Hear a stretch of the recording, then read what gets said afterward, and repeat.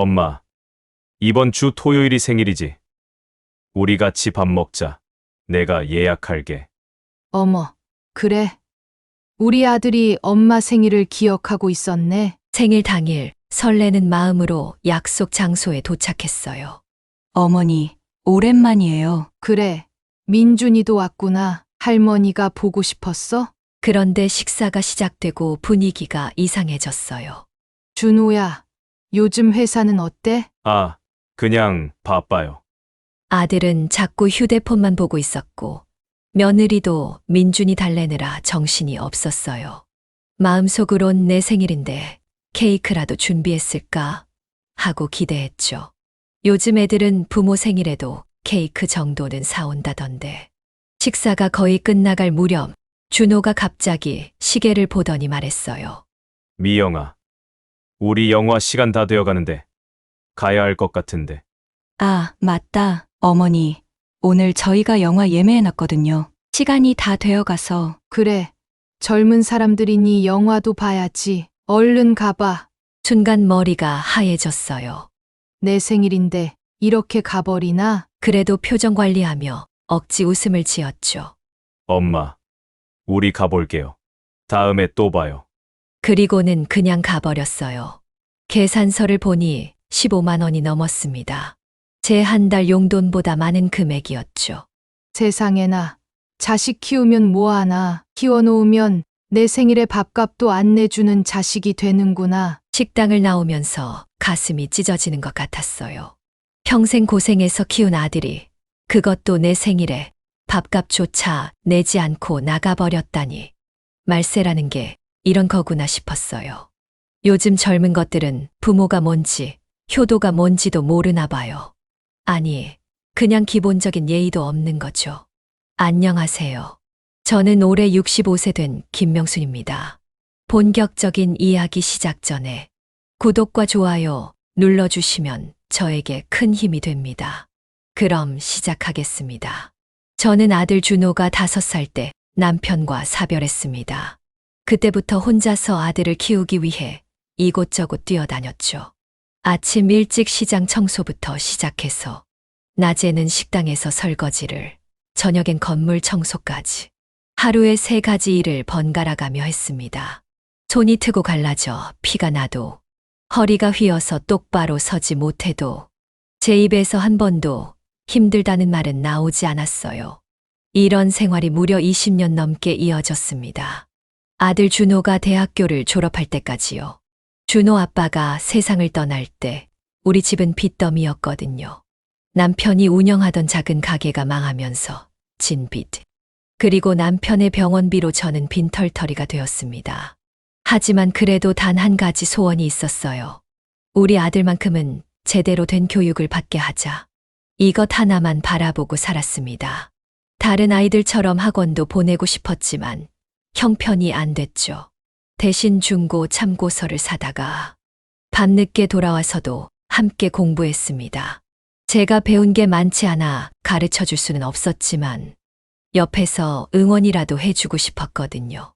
매일 새벽 4시에 일어나 도시락을 싸고 준호가 학교에 간 후에는 일을 나갔습니다. 명절에도 쉬지 못했어요. 식당은 명절에 오히려 더 바쁘니까요. 다른 엄마들이 아이들과 고향에 내려갈 때 저는 가게에서 설거지를 했습니다. 추석날 받는 수당이 평소보다 많았거든요. 그 돈으로 준호 겨울 점퍼를 사줬던 기억이 나네요. 준호가 고등학교에 들어갔을 때는 더 힘들어졌습니다. 대학 입시를 위해서는 학원이 필수라고 하더군요. 그때부터는 밤에 편의점 아르바이트까지 더 했습니다. 새벽까지 편의점에서 일하고 잠깐 눈 붙이고 또 아침 청소 일을 나갔죠. 한 달에 3번 정도는 쓰러질 것 같았어요. 하지만 준호가 열심히 공부하는 모습을 보면 그런 힘든 것도 다 잊혔습니다. 어느 날은 비가 너무 많이 와서 우산도 없이 집에 돌아왔는데 준호가 벌떡 일어나 엄마, 또 우산도 안 쓰고 왔어. 감기 걸리면 어떡해? 라며 수건을 가져다 머리를 닦아주던 모습이 아직도 생생해요. 그때야 우리 아들 정말 잘 키웠구나 하는 생각에 가슴이 뭉클했습니다. 고3 수능 날 학교 앞에서 기다리면서 온몸으로 기도했어요. 제발 우리 아들 좋은 대학 가게 해주세요. 이 엄마가 흘린 눈물만큼만 보상받게 해주세요. 그날 준호는 나오자마자 엄마, 잘 봤어. 라며 환하게 웃었죠. 그 웃음만으로도 제 인생의 모든 고통이 보상받는 것 같았습니다. 결국 준호는 서울의 좋은 대학에 합격했고 학비를 걱정하던 저에게 엄마 장학금 받을 수 있어 라며 위로해 줬습니다. 그 말에 얼마나 울었는지 모릅니다. 대학 4년 내내 준호는 장학금을 놓치지 않았고 아르바이트도 하며 스스로 용돈을 벌었습니다. 제가 고생한 보람이 있다고 생각했죠. 대학 졸업 후에는 꿈에 그리던 중견기업에 취직했고 안정된 직장을 갖게 되었습니다.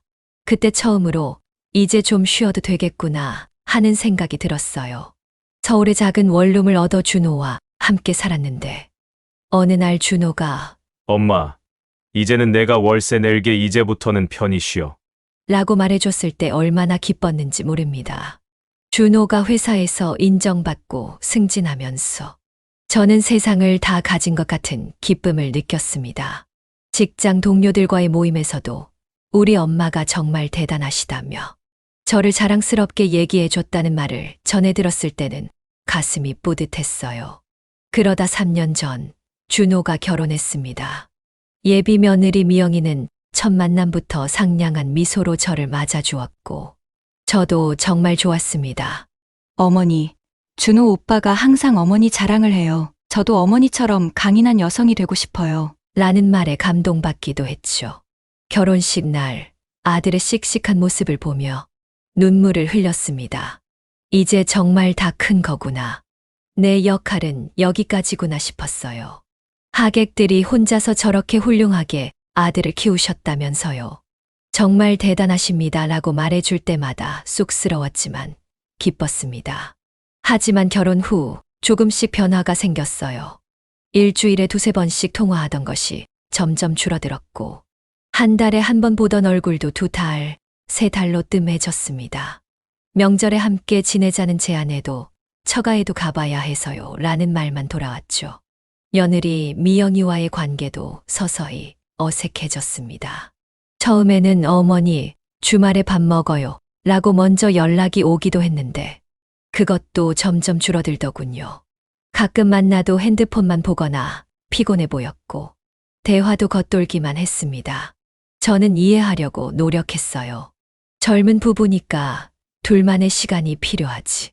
직장 생활도 바쁜데 이해해줘야지. 나도 젊었을 때는 시부모님과 어색했으니까 하면서요. 하지만 밤이면 혼자 텔레비전을 보다가 문득 서글퍼질 때가 많았습니다. 외로움이 밀려올 때면 준호에게 전화하고 싶은 마음을 꾹 누르고 대신 동네 경로당에 나가 시간을 보냈어요. 그곳에서 만난 친구들도 비슷한 이야기를 많이 하더군요. 자식들은 다 그래, 너무 기대하지 마. 하면서 서로를 위로했습니다. 그래도 준호가 가끔 전화해서 엄마 잘 지내? 물어보면 세상을 다 가진 것처럼 기뻤어요. 어떤 날은 엄마 용돈 보냈어 라며 통장에 돈을 넣어줄 때도 있었고 명절에는 선물 세트를 보내주기도 했죠. 그럴 때마다 아들이 이 정도면 다른 집에 비하면 정말 효자구나 하고 위안을 삼았습니다. 지난달 제 65번째 생일이 다가오고 있었습니다. 특별한 기대는 없었지만 그래도 마음 한구석에서는 혹시 준호가 기억하고 있을까 하는 생각이 들었어요. 생일 3일 전 정말 깜짝 놀랍게도 준호에게서 전화가 왔습니다. 엄마, 이번 주 토요일이 생일이지. 우리 같이 밥 먹자. 내가 예약할게. 그 말을 듣는 순간 가슴이 두근거렸습니다. 아, 우리 아들이 내 생일을 기억하고 있구나. 정말 기뻤어요. 그날 밤 저는 오랜만에 머리도 염색하고 손톱에 매니큐어도 발랐습니다. 옷장에서 가장 예쁜 옷도 꺼내 다림질해 놓았죠. 생일 당일 저는 설레는 마음으로 약속 장소에 도착했습니다. 준호와 미영 그리고 2살 된 손주 민준이도 함께였어요. 반갑게 인사를 나누고 테이블에 앉았습니다. 식당은 꽤 고급스러운 곳이었어요. 생일이라 특별히 예약한 거구나 싶었습니다. 하지만 식사가 시작되고 나서부터 분위기가 조금 이상했어요. 준호는 계속 회사 전화를 받느라 자리를 비웠고, 미영은 민준이가 보채면 달래느라 정신이 없었습니다. 민준이는 태블릿으로 동영상만 보고 있었고요. 대화라고는 엄마, 요즘 어떻게 지내? 정도의 형식적인 질문뿐이었습니다. 괜찮아. 다들 바쁘니까 그래도 함께 있는 것만으로도 감사해야지. 라고 스스로를 다독였어요. 식사가 거의 끝나갈 무렵 혹시나 작은 케이크라도 준비했을까 기대했지만 그런 것은 없었습니다.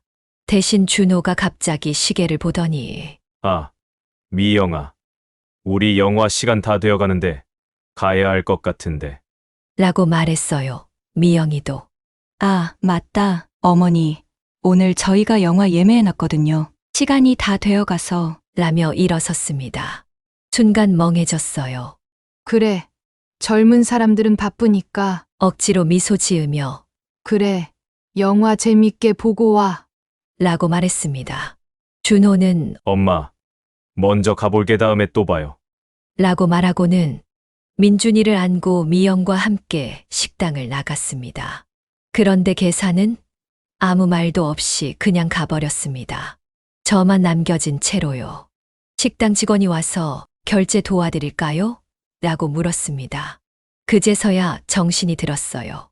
아들이 생일 식사 자리에서 계산도 하지 않고 나가버린 겁니다. 부랴부랴 지갑을 꺼내 카드를 꺼냈습니다. 손이 떨려서 카드가 잘 안 나왔어요. 계산서를 보니 15만 원이 넘었습니다. 제 한 달 용돈보다 많은 금액이었죠. 하지만 돈이 문제가 아니었어요. 평생 고생해서 키운 아들이 그것도 내 생일에 밥값조차 내지 않고 나가버렸다는 사실이 너무 서글펐습니다. 식당을 나오면서 눈물이 왈칵 쏟아질 것 같았습니다. 하지만 참았어요. 버스 정류장에 앉아 한참을 멍하니 있었습니다. 집에 돌아와서야 그동안 참았던 눈물이 터져 나왔어요. 1시간 넘게 울었던 것 같습니다. 그날 밤 침대에 누워 생각했어요. 내가 뭘 잘못했지? 준호를 너무 응석바지로 키웠나? 아니면 더 잘해줘야 했나? 온갖 생각이 머릿속을 맴돌았습니다. 그러다 문득 깨달았어요. 이건 내 잘못이 아니라는 것을요. 식당을 나와 버스 정류장에 앉아 있는데 갑자기 온몸에 힘이 빠지는 것 같았습니다. 버스가 2대나 지나갔는데도 타지 못했어요. 다리에 힘이 들어가지 않았거든요. 그렇게 1시간 넘게 멍하니 앉아 있었던 것 같습니다. 집에 도착해서야 참았던 감정이 폭발했습니다. 현관문을 닫는 순간 눈물이 주체할 수 없이 쏟아졌어요. 신발도 제대로 벗지 못한 채 바닥에 주저앉아 엉엉 울었습니다. 내가 뭘 잘못했길래? 소리내어 흐느끼면서 계속 중얼거렸습니다. 마음 한구석에서는 이런 걸로 울면 안 돼라는 생각도 들었지만 그래도 멈출 수가 없었어요. 평생 쌓아왔던 감정의 둑이 무너진 것 같았습니다. 아이가 태어났을 때의 기쁨, 남편이 세상을 떠났을 때의 슬픔, 경제적 어려움 속에서도 꿋꿋이 버텼던 시간들. 그 모든 감정이 그날 밤 한꺼번에 쏟아져 나왔습니다.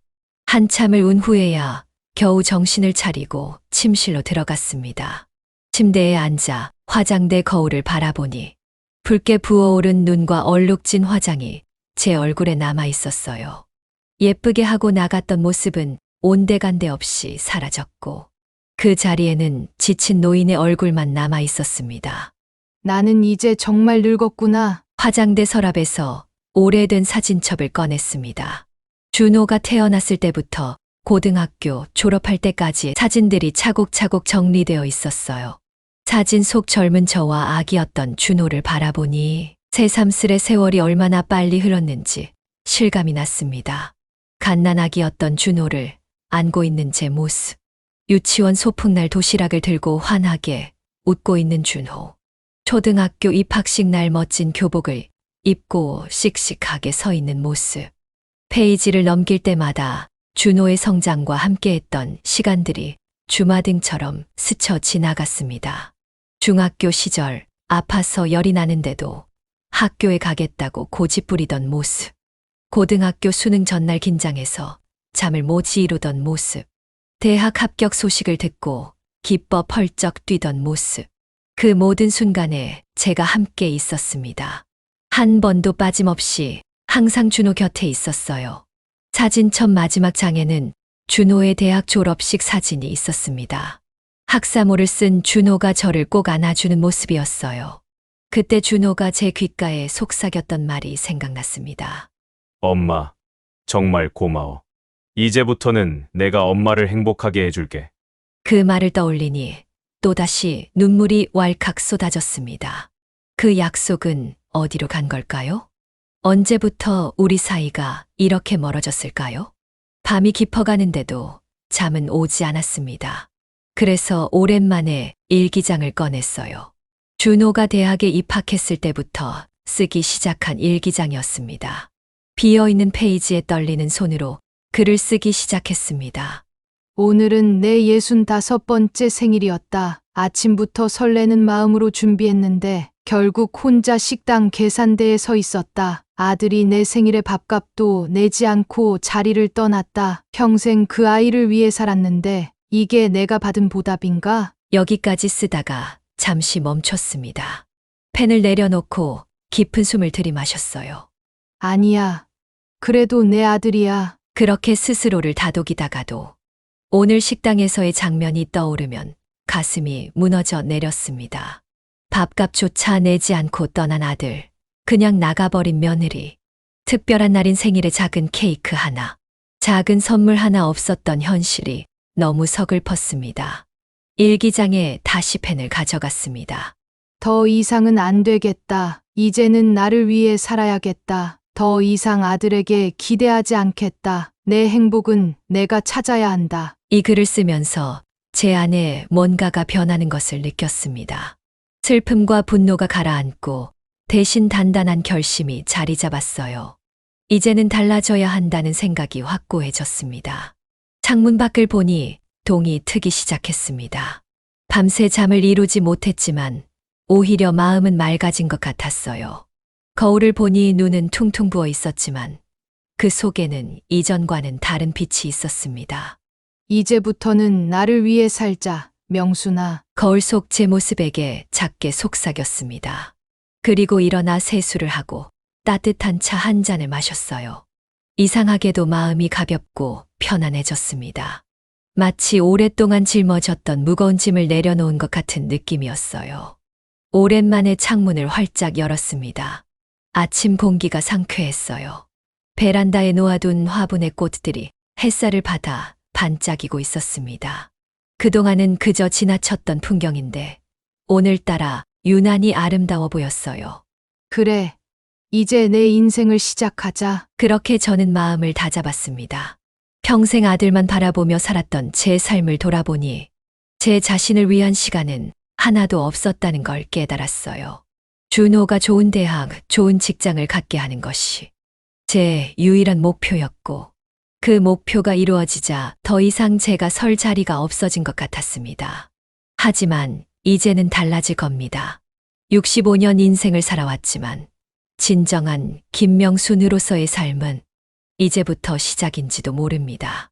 더 이상 준호 엄마가 아닌 그저 김명순으로 살아갈 시간이 온 것 같았어요. 다음 날 저는 일찍 일어나 오랜만에 경로당에 가지 않고 미용실에 갔습니다. 긴 머리를 단발로 잘랐어요. 미용사가 할머니, 갑자기 왜 이렇게 확 자르세요? 라고 물었을 때 이제 나를 위한 변화를 시작하려고요. 라고 대답했습니다. 그날부터 저는 준호에게 먼저 연락하지 않기로 했어요. 항상 제가 먼저 밥은 먹었니? 날씨가 추우니 외투 챙겨 입어라 하고 연락하곤 했는데 이제는 그러지 않기로 했습니다. 전화가 오면 받겠지만 먼저 연락하진 않겠다고요. 또 하나, 이제는 제 취미 생활을 갖기로 했어요. 동네 문화센터에서 하는 노래교실에 등록했습니다. 평생 남을 위해 살다가 처음으로 제가 하고 싶었던 일을 시작한 거죠. 어릴 때부터 노래를 좋아했지만 한 번도 제대로 배워본 적이 없었거든요. 용돈도 더 이상 받지 않기로 했습니다. 적은 액수지만 제 국민연금으로 생활하면서 더 이상 아들에게 손 벌리지 않겠다고 다짐했어요. 오히려 모아둔 돈으로 오랫동안 가보고 싶었던 제주도 여행을 계획했습니다. 제가 연락을 끊은 후 처음 한 달은 정말 조용했습니다. 준호에게서 아무런 연락이 없었어요. 역시 그렇구나. 내가 먼저 연락하지 않으면 아들은 나를 찾지 않는구나 하는 생각에 서글펐지만 동시에 마음이 단단해진 것 같았습니다. 그러던 어느 날 노래교실 마치고 집에 돌아오니 핸드폰에 부재중 전화가 여러 통 와 있었어요. 모두 준호에게서 온 전화였습니다. 잠시 망설이다가 전화를 걸어봤어요. 엄마, 왜 전화를 안 받아? 걱정했잖아. 준호의 목소리에는 걱정하는 기색이 묻어 있었습니다. 노래교실에 갔다 왔어. 요즘 배우고 있거든. 담담하게 대답했습니다. 노래교실. 엄마가 그런 것도 다니셨어. 근데 요즘 왜 연락이 없으셨어요? 무슨 일 있으셨어요? 저는 잠시 침묵했다가 대답했습니다. 별일 없어. 그냥 바쁘게 지내다 보니까. 엄마 혹시 지난번 생일 때문에 서운하셨어요? 그 말에 가슴이 찡했지만 태연하게 대답했습니다. 아니, 뭐 괜찮아. 너희도 바쁠 텐데 뭐. 전화기 너머로 잠시 침묵이 흘렀습니다. 그리고 준호가 조심스럽게 말했어요. 엄마 이번 주말에 우리 집에 와볼래요? 내가 요리할게요. 오랜만에 같이 밥 먹어요. 솔직히 거절하고 싶은 마음도 있었어요. 하지만 그래도 내 아들인데 한 번쯤은 기회를 줘도 좋겠다 싶었습니다. 그래, 갈게. 주말에 준호네 집에 도착하니 예상과 달리 미영이 현관에서 반갑게 맞아주었습니다.